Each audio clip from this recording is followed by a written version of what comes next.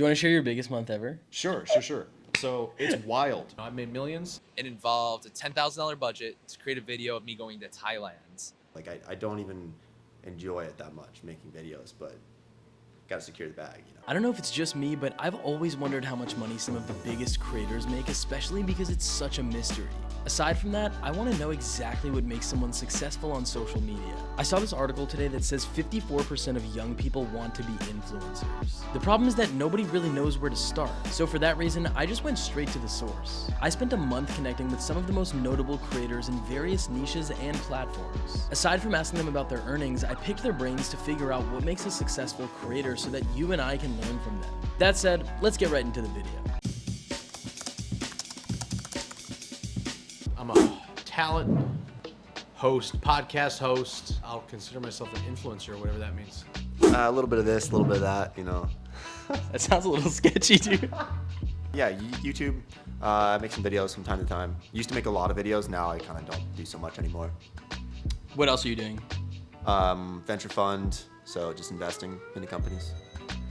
Okay, so a little bit of this and a little bit of that. Yeah, a little bit of this and a little bit of that. Yeah. I make videos teaching people the stuff that I wish I would have known when I turned 18 about credit, about finances in general, and how to buy a car. So when I was a little kid, I used to say I wanted to be a professional Brett when I got older, and I think that's the most accurate way to describe what I do. I create videos, tell stories about interesting things that I want to create around. So from travel, life in New York City, to business challenges, to pushing myself, to going and getting myself out of my comfort zone, I guess is it in a nutshell. Yeah, I'm always fascinated to see how creators describe what they do for a living, because sometimes, like, I know when I think about it, I get stumped up a little bit because there are like a few different things that I'm focused on, and it's like yeah, over the years it becomes Cringy like influencer, Yeah. or creator. Yeah.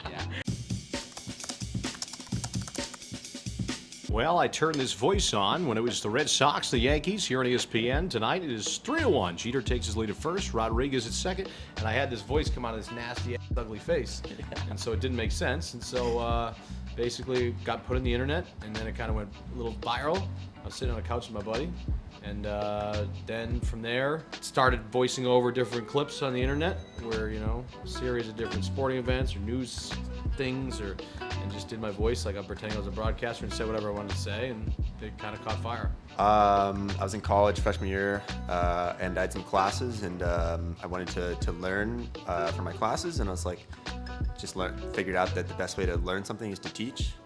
So I was like, let me just read finance textbooks and then regurgitate them online, and that's how I started. When did you start? 2016. So you were among the first like finance YouTubers. Yeah, finance YouTube did not exist when I started. Do you remember anybody who was on? No, like there was nobody. Like Graham, Stefan, and I started like the same time. Like it was like late 2016. I've made videos in various niches for like 15 or so years. I didn't really pick up creating on social media until TikTok came around in July of 2020, and now that's definitely what I'm most known for. It's the most successful, and is what I've absolutely made the most money from. I would say it started from skateboarding, to be honest. Skateboarding is a sport where there's no coach. You kind of do everything on your own. You're almost like this independent person. You're trying to get brand deals in a sense and work with different companies. And I think that's how my mind's always worked from the get-go, of just like being independent and making videos and trying to promote myself in a way to grow in the industry. And I think my love for branding, creating videos came from that, and maybe it shifted from skateboarding and action sports content to now more of a lifestyle, travel, business focus. But that's definitely how it started, was skateboarding.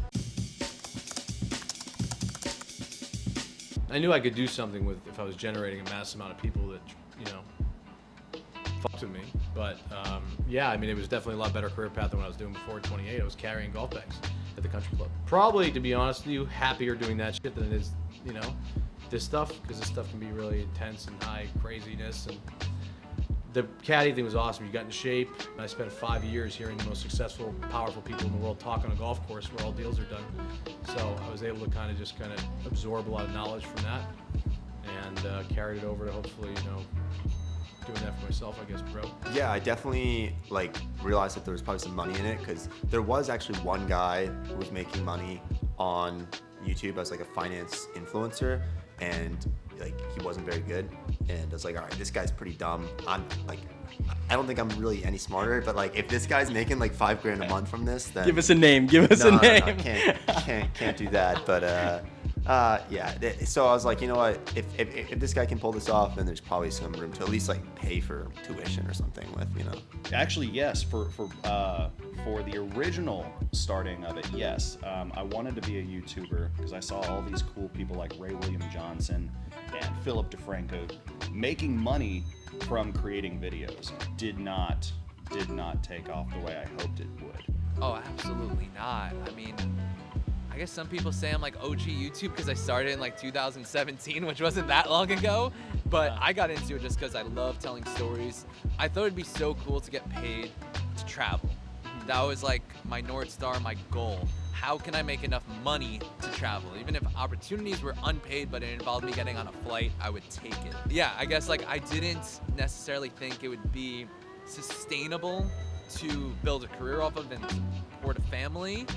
That was kind of just right place, right time. Also, when I got into it, there wasn't so many people making a living off of it. There weren't like many people to look at and be like, whoa, look, they like are able to build this career path out of it, support a family. It was more just like, all right, you could do this as a side hustle, make some bucks on the side, but didn't think it would have the sustainability that it's had for my life now.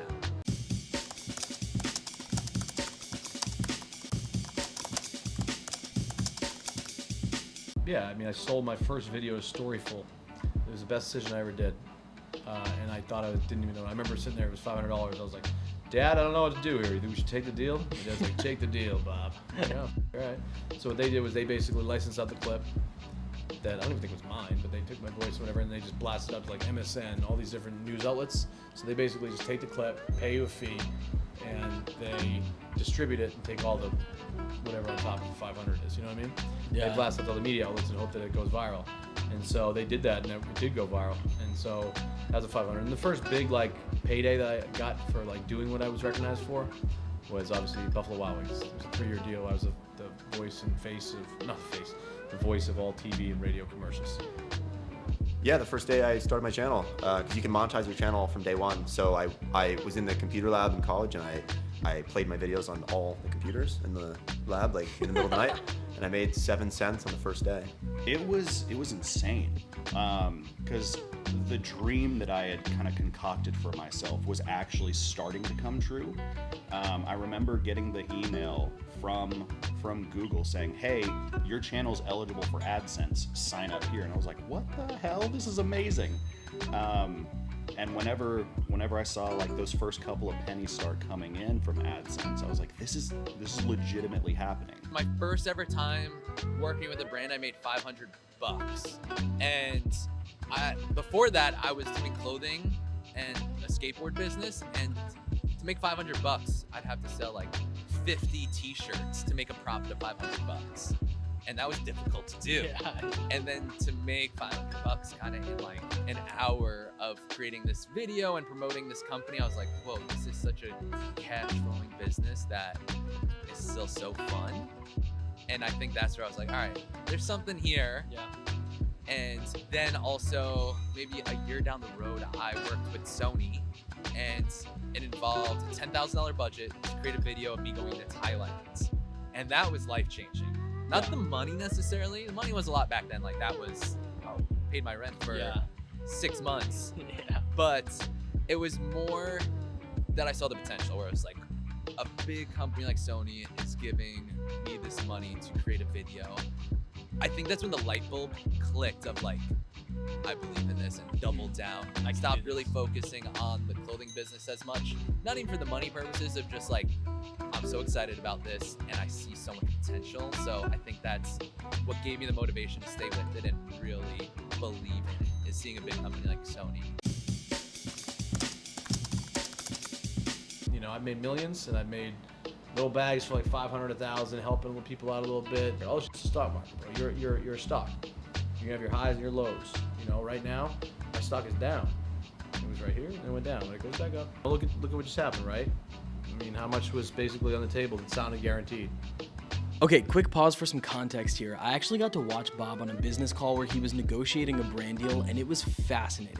Also, while I have you here, if you're enjoying the video so far, be sure to leave a like and a comment. It helps out way more than you know. Also, if you haven't yet, make sure you hit that subscribe button if this is the type of content you're interested in. We are just getting started on this YouTube channel. You want me to say it? Yeah, I don't care. Oh, $100,000?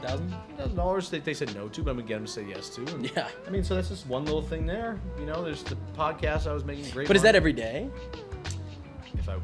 I mean, you can't overload on all these deals, or else you'll just kill yourself. Right. So you have to be picky and choosy. But I'm in a position right now where I can take on a couple things to do, and what I try and do so it doesn't oversaturate all my media to bore my people. I try and mix it in with a lot of stuff outside of socials that I can do behind the scenes to help them as well, and kind of just get that number where it needs to be. You know. Depends on the niche. I mean, like if you're making like food videos with like 1 million subscribers, maybe you'll make like 10 grand a month or something, maybe, or 20 a month. But if you're like finance influencer, and you're making videos, and probably like 100 grand a month, 200 a month. I mean, some like the big ones, like Graham Stephan or Meet Kevin. Like I think Meet Kevin made like 12 million in a year. Do you want to share your biggest month ever? Sure. So it's wild.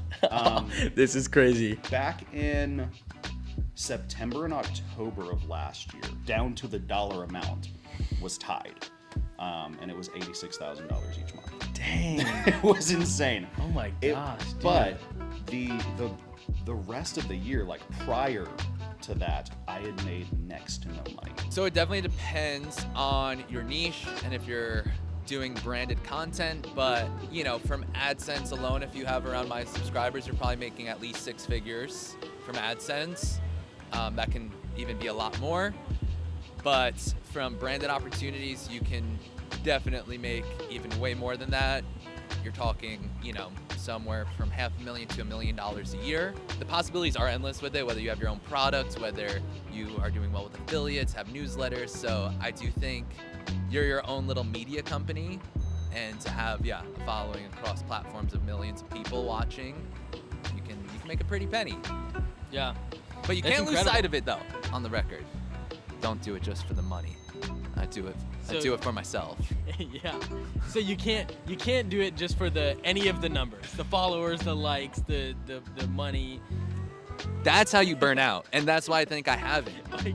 Mic drop. I really do think that if I was just doing it for views and money, I would have burnout, and I think why I haven't had burnout yet, maybe one day I will, but I think why I haven't had burnout is because I stay true to what I want to create and the stories I want to tell. Yeah. Don't be afraid of fucking shit. Like, don't be afraid of no. Don't be a pussy. People want to help people. Realize that you have to provide value, though, to people for a while before you're going to get a return. The biggest thing to turn off for me is when somebody comes up to me like, hey, Bob, I want to do X, Y, and Z with you. I'm like, well, bro, here's the deal. I possess way more value here in this situation. It would have been more attractive to somebody like me who gets a lot of, inquiries. If you're like, hey, you know what? I want to just give. I want to help. It will come back to you. You know what I mean? You want to in the beginning stages. You don't worry about the money. Keep the budget tight, and just keep working, bro. Just fucking grind. And don't get in a relationship. That's it.